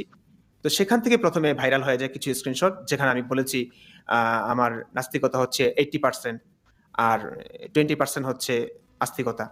মানে আমার ঈমান হারিয়ে ফেলছি। তো এগুলো আসলে আমি তখন সংশয় থেকে লিখেছিলাম যে এই গবেষণায় তারাও আমাদের সঙ্গে যুক্ত হোক। কারণ আমি একা পারছি না। তো তারা এগুলো ভাইরাল করবার কারণে তারা আমাকে মুরতাদ হিসেবে প্রচার করে। তারপরে আমার ইমামতিটা চলে যায় এবং পুরোপুরি আমাকে মারবার জন্য পুরোপুরি প্রস্তুত হয় যে যেখানেই পাবে সেখানেই হত্যা করবে। ইনবক্সে অজস্র মেসেজ আসছে আমাকে হত্যা করবে। কিভাবে হত্যা করবে আমাকে ভিডিও পাঠাচ্ছে যে এভাবে জবাই করা হবে। কিছু জবাই করবার, নাস্তিক, মুরতাদ জবাই করবার কিছু ভিডিও, যেটা আমার শরীরের পশম দাঁড়িয়ে যায়। এরকম কিছু ভিডিও আমাকে দেখাচ্ছে যে তোকেও এভাবেই জবাই করব। তারপরে আমি বাড়িতে দেখলাম যে বাড়িতেও আমার বাবা তো আমার সঙ্গে অনেক বছরই কথা বলেন না এই ব্যাপারগুলো নিয়ে। তো বাবাও দেখলাম যে মানে আমি আমার বাড়িতেও থাকতে পারিনি। আমি আমার কারো কাছে, আত্মীয়স্বজন কারো কাছে আমি ঠাঁই পাইনি। আমি পুরোপুরি বাড়ি ঘর ছাড়া পুরোপুরি আত্মগোপনে চলে যাই যান বাঁচানোর জন্য। কারণ এটা তো দরকার। আমার তো বেঁচে থাকতে হবে। আমি আসলে বেঁচে থাকতে। হ্যাঁ, আমি আমার একটু সবচেয়ে খারাপ লেগেছে ভাইয়া। ইমরান, জি। আমি একটু তোমাকে থামিয়ে দিচ্ছি। যখন ইমরান এবং এনামুল, আমি দুজন আছে, হাফেজ এনামুল হক এবং মুফতি ইমরান বিন বশির, এই দুজনই দুটো মসজিদের ইমাম ছিল বাংলাদেশে, এবং যখন তারা ইমাম ছিল সেই সময়ই তাদের সাথে, এইগুলো হচ্ছে গোপন কথা, তাদের সাথে আমার এবং আসাদ নূরের যোগাযোগ ছিল। কিন্তু সেই সময় তারা ইমাম ছিল, আমাদের সাথে গোপনে যোগাযোগ ছিল। এরপরে হচ্ছে আমি কিন্তু কখনোই ইমরানকে বলিনি তুমি আমাদের ছেড়ে দাও কিংবা তুমি আমাদের করো, জি। এগুলো কিছুই আমরা দুজনের কেউই বলিনি। তারপরে যখন তার ইমরানের কিছু স্ক্রিনশট ভাইরাল হয় এবং এনামুলকে তার বন্ধু হিসেবে এনামও বিপদে পড়ে, এনামকেও সন্দেহ করে, তাকেও হত্যা করার চেষ্টা করে, যখন কিছু স্ক্রিনশট নিয়ে তাকে মুরতাদ একে হত্যা করতে হবে এরকম কিছু ফতোয়া টতোয়া বাংলাদেশ জুড়ে মোল্লাদের মধ্যে ছড়িয়ে পড়লো, সে সময় ইন্টারনালি আমরা এই ইমরানের সাথে, তখন আমি যদিও পোস্ট করেছি, আমি কিন্তু একটা পোস্ট করেছিলাম, একটা কৌশলের অংশ। ইসলাম তো এই কৌশল আমাদেরকে শিখিয়েছে। সেটা হচ্ছে যে যাই হোক, কৌশলটা কি ছিল, আমি লিখেছি যে মুফতি ইমরান, তাকে তো মোল্লারা হুমকি দিচ্ছে, কেউ কি তার খবর কেউ আমাকে দিতে পারেন? অথচ সে সময় ইমরানের সাথে আমার অলরেডি ভালো যোগাযোগ ছিল। যাই হোক, মোল্লাদেরকে অন্ধকারে রাখার জন্য এই কৌশলের আশ্রয় নিয়েছি আমরা। উম, মাসুদ তারপরে ভাই, হ্যাঁ, এটা তো ঠিকই না। আমার যতদূর মনে পড়ে ইমরান ভাইয়ের সাথে আমার 2 বছর আগে একবার যোগাযোগ হয়েছিল, এবং ওনার এই বর্তমান সিচুয়েশন, অর্থাৎ ওনাকে মেরে ফেলা, এর মাঝখানে আর যোগাযোগ হয় না। ইমরান ভাই আমাকে 2 বছর আগে যখন যোগাযোগ করেছিলেন, আমার যদি মনে পড়ে যে ইমরান ভাই জানতে চেয়েছিলেন কিছু বিষয়, মানে ওনার বোধহয় কিছু কি যেন জানতে, আমার ঠিক মনে নেই, কিন্তু আমার এটুকু মনে আছে যে আমি ওনাকে ইনসিস্ট করি নাই যে ভাই, আচ্ছা আপনি একজন মুফতি আমার সাথে যোগাযোগ করছেন, আসেন ভাই নাস্তিক হয়ে যান, আসেন ভাই ইহুদি নাসারা প্রচুর টাকা হ্যাঁ, দিতেছে, হ্যাঁ। আসেন। আমি কিন্তু মানে যেটা বাস্তবতা, যদিও এখানে মানে আমি ইসলামপন্থীরা যোগাযোগ জি, করেছি মাসুদ ভাইয়ের সঙ্গে, কারণ আমিও যে একদম সেম সিচুয়েশনে, যে আমারও ইসলামের অনেকগুলো বিষয়ে সমাধান নাই। এখন আপনি যেহেতু মুফতি, আপনি এই পথে গেছেন, তখন আমি যোগাযোগ করলাম যে না, আপনি আসলে এই ব্যাপারগুলো কি কোনোভাবেই কি উত্তর পাননি? কোনোভাবেই কি উত্তর হুম, মেলেনি আপনার কাছে, সেই জন্য কি আপনি এই পথে গেছেন? তাহলে তো আপনার অবস্থানটা আসলে নিন্দনীয় না। কারণ আপনি অসহায়, নিরুপায়, অনন্যপায়। এই কারণে হুম। যোগাযোগ করেছিলাম আসাদ ভাইয়ের সঙ্গে, একই ব্যাপার, যেগুলো আমি আলেমদের কাছ থেকে সমাধান না পেলে, আলেমদের কাছে প্রশ্ন করলে যদি তারা আমাকে মারতে চায়, তাহলে আমি অবশ্যই যারা মানুষ, এই যে আমি আপনাদেরকে বিশ্বাস করি যারা এই আসাদ বিপদ ভাইকে, থেকে সার্ভাইভ করেছে, ইয়েস, এইবার হ্যাঁ, মনে হ্যাঁ, পড়েছে আমি আমার। অবশ্যই হ্যাঁ, যে আপনাদের আশ্রয় নিব। আমি অবশ্যই হ্যাঁ, আমার যেখানে গেলে আমার প্রাণের আশ্রয় পাবো আমি। আমি আমার জানের নিরাপত্তা পাবো। সে হোক নাস্তিক বা আস্তিক, আমি তার কাছেই যাব। তো জি, আস্তিকরা ইমরান যেহেতু, ভাই আস্তিক জি, না শুধু, জি। আমি আলেমরা একটু এখানে যেহেতু যুক্ত আমাকে করে মারবার রাখি জন্য একটু। একদম, হ্যাঁ, জি, ইমরান ভাই আলেমরা আমি যেহেতু দুঃখিত, আমাকে খুবই মারবার দুঃখিত। জন্য দৃঢ় প্রতিজ্ঞ। ঠিক আছে বলুন। জি, আমি আপনার কাছে আচ্ছা, ঠিক আসছি। আছে বলুন। আপনার কাছে আসছি যে আমি একটু বলে রাখি যে ইসলামপন্থীদের কাছে একটা মিথ আছে যে এই নাস্তিক হওয়ার জন্য খ্রিস্টান মিশনারি অনেক সময় ধর্মান্তরিত হওয়ার জন্য টাকা পয়সা না দিলেও আপনাকে সাহায্য সহযোগিতা করে, এবং ধর্মান্তরিত না হলে সাহায্য সহযোগিতা করে, তারা বিভিন্ন শিক্ষা প্রতিষ্ঠান বানায়, হাসপাতাল বানায়, এটা সত্য। কিন্তু একটা মিথ যে নাস্তিকরা অনেক টাকা পয়সা একে সবাইকে নাস্তিক বানায়, এটা যদি যারা মানে তাদের মতো বেকুবার নাই। আমি একটা কথা বলি, বাংলাদেশে যারা একদম ওয়াজ মাহফিলকারী, অনেকের বিরোধিতা করে আমি ভিডিও বানিয়েছি, যাদের হাজার হাজার লাখ লাখ মানুষ তাদের ওয়াজে যায়, তারাও নাস্তিক, আমার সাথে ব্যক্তিগত যোগাযোগ আছে, কিন্তু কাউকে আমি ইনসিস্ট করি না। যেমনটা এই যে ইমরান ভাইকে আমি ইনসিস্ট করিনি যে ভাই আসেন নাস্তিক হয়ে যান, ঘোষণা দেন আপনার এই হবে আমি শুধু, উনি আমাকে বলেছিলেন সংশয়ের কথা, আমি বলেছি দেখেন আপনি অনুসন্ধান করেন, এই বিষয়গুলো নিয়ে আপনার ইসলামপন্থী আলেমুল আমাদের প্রশ্ন করেন, আপনি ভিডিও তৈরি করে রাখেন, যে প্রশ্নগুলোর জন্য থাকে যে আপনি প্রশ্নগুলো করছেন সেটা তারা ঠিক উত্তর দিচ্ছে কিনা সেটা আপনি আপলোড করেন। সত্য জিনিস তো গোপন রাখার কিছু নাই, আপনি জি। ভিডিও ধারণ করে তাদের ইন্টারভিউ না আপলোড করেন, তারা উত্তর দিক। আমি কিন্তু ওনাকে ইনসিস্ট করি, অতটুকুই আমার কথা। এটা একটু পরিষ্কার করলাম যে মুফতি ইমরান ভাই, আমরা মাসুদের জি। কাছে যাবো, আপনার কাছে যাই। আপনি খুব ইন্টারেস্টিং বলছিলেন। এখন আমি একটু বলে রাখি, এই মুহূর্তে বাংলাদেশের আর ভারতের সাথে খেলা চলছে একদম শেষের পর্যায়ে, তারপরও আমাদের আচ্ছা, 7-8 হাজার মানুষ দেখছেন, ভাবা যায়? মানে ভারত বাংলাদেশের খেলা ক্রিকেট, এর মধ্যে আচ্ছা। আমাদের 7-8 হাজার মানুষ দেখতেছেন, কতটা ভালোবাসা থাকলে পরে, বা এই ভিডিওটা কয়েক মিলিয়ন লোক দেখবেন, তাদের কাছেও এইটা একটা ঐতিহাসিক দলিল হিসাবে থাকুক, এবং যারা মারামারিতে বিশ্বাস করে, হত্যায় বিশ্বাস করে, তাদের মুখে চপটাঘাত, এটা নিঃসন্দেহে। জি, আপনি যদি একটু জি। আপনার ওই জায়গা থেকে কন্টিনিউ করেন। জি, তো এখন ভাইয়া আমি দেখলাম যে আসলে আঘাত অনেক পেয়েছি আমাদের সমমনা মানুষদের কাছ থেকে। যে ইসলামের জন্য হুম, আমি এত বছর পড়াশোনা করলাম। আমার জীবন উৎসর্গিত ছিল যে ইসলামের হুম, জন্য। আমি ইসলামের পক্ষেই বই লিখতে গিয়ে এই গবেষণাটা শুরু করেছিলাম। হুম, এত বছর না খেয়ে আমি, এই যে আমার যত ক্যামেরা-ট্যামেরা সবকিছু কেনা কিন্তু আমার নিজের ইমামতির টাকা দিয়ে। আমার মায়ের জমানো টাকা সেখান থেকে আমি নিয়েছি। হুম। একটা প্রাপ্তবয়স্ক পুরুষের জন্য সবচেয়ে ব্যথার কোন জিনিসটা জানেন? সবচেয়ে মানে কষ্টের বিষয়? যে প্রাপ্তবয়স্ক হওয়ার পরেও, এত বড় হওয়ার পরেও বাবা-মায়ের জন্য কিছু করতে না পারা। আমি আমার বাবা-মায়ের জন্য কিছু তো করতেই পারিনি। বরং তাদের সমস্ত জমানো টাকাগুলো দিয়ে আমি আমার এই যে যত ডিভাইস আছে সব এগুলো কিনেছি। মানে এগুলো তো কিনেছিলেন ইসলামের খেদমত করার জন্য, তাই না? ইসলামের জন্য। হ্যাঁ, ইসলামের জন্য। আমাকে অনেক পড়তে হবে। অনেক বই দেখা যায় পিডিএফ ও পাওয়া যায় না। আমাকে কিনতে হবে। এগুলো আলেমদের কাছে যাবো, কিছু দলিল হিসেবে রাখবো। আমি সবকিছু ভুলে যেতে পারি। আলেমরা কি জবাব দিচ্ছে এই প্রশ্নের, আমি সেগুলো সংরক্ষিত করছি। কারণ হুম, আমার কাছে যেই উত্তরটা আছে, যেটা আমার কাছে হয়তো এই প্রশ্নের উত্তরটা নাই, আরেকজন আলেম সে হয়তো খুবই সাধারণ, তার কাছে এই উত্তরটা থাকতে পারে। তো আমি এই উদ্দেশ্যে আলেমদের কিছু সাক্ষাৎকার নিয়েছি যে নাস্তিকদের এই প্রশ্নের উত্তরে আপনি কি বলবেন? তারা তো এইভাবে প্রশ্ন করছে।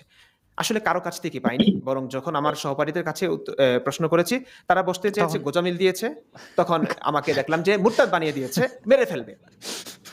মানে ব্যাপারটা আপনি আপনি আপনি এ চিন্তা এই করুন এ যে মুফতি কাকে মুফতি ইমরান মারবার চেষ্টা করছে। মুফতি ইমরান, তুমি জি। যদি চাও সেই ব্যক্তির নাম বলতে পারো। একজন ব্যক্তি, তাকে আমরা একটা বিশেষ নামে ভূষিত করি, সে খুব গোজামিল দেয় ইউটিউবে, ফেসবুকে।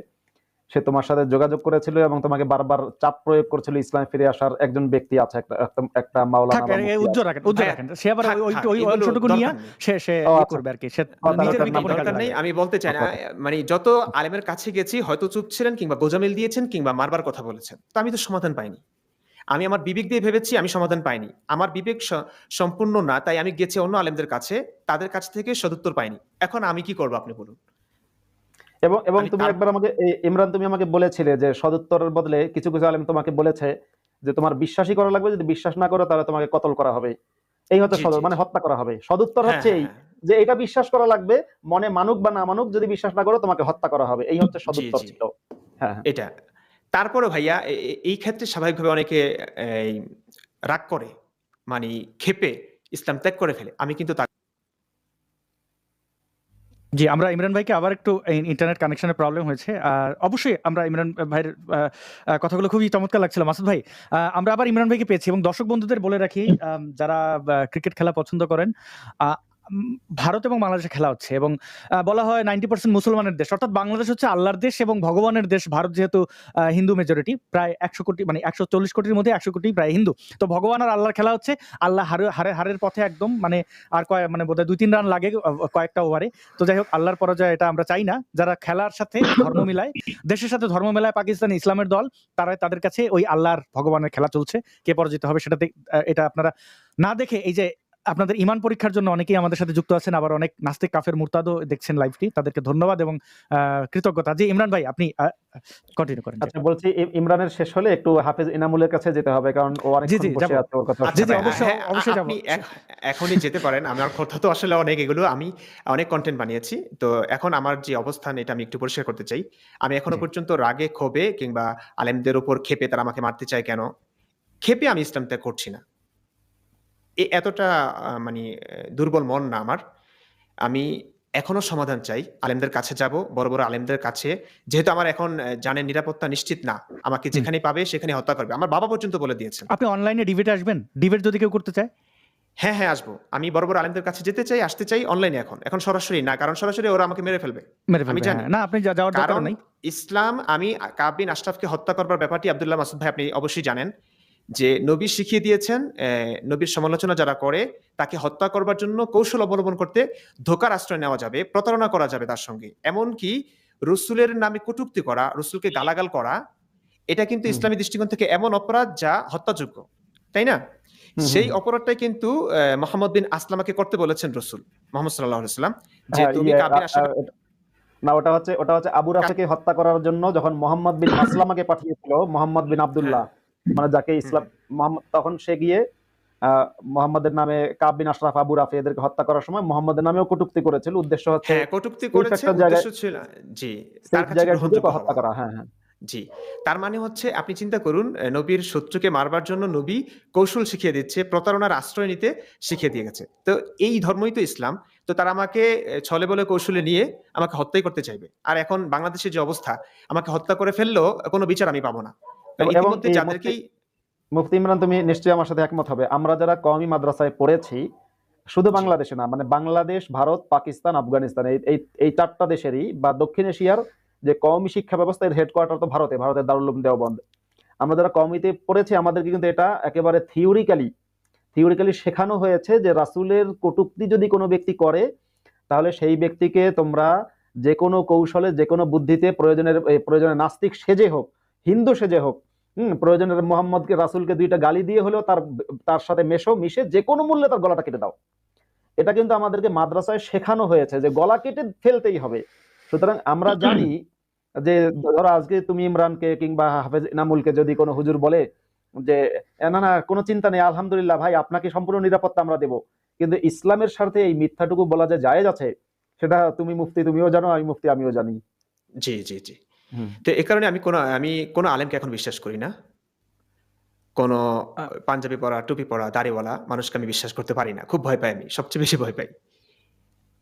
আচ্ছা, মুফতি ইমরান ভাই আপনার ডিভাইস যেটা ওইটা USB থেকে খুলে আবার লাগান। মানে ওইটা একটু ডিসকানেক্টেড হয়ে গেছে